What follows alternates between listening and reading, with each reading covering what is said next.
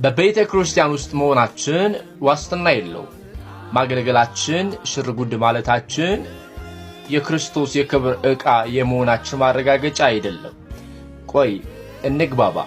መጽሐፍ ቅዱስ ሲናገር በትልቅም ቤት የእንጨትና የሸክላ ዕቃ ደግሟል እንጂ የወርቅና የብር ዕቃ ብቻ አይደለም፣ እኩሌቶቹ ለክብር እኩሌቶቹም ለውርደት ይሆናሉ ይላል።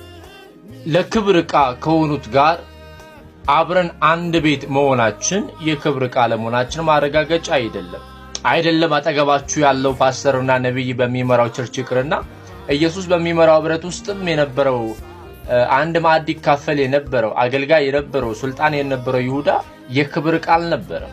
የውርደት ወይም ሰይጣን የተጠቀመበት የሚያሳፍር ሰራተኛ ነው።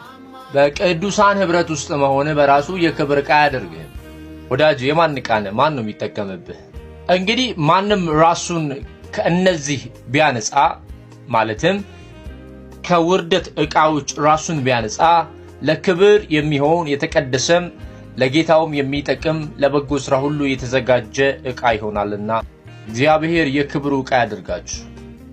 እስከ መጨረሻው እግዚአብሔር ለክብሩ አንጠፍጥፎ ይጠቀምባችሁ።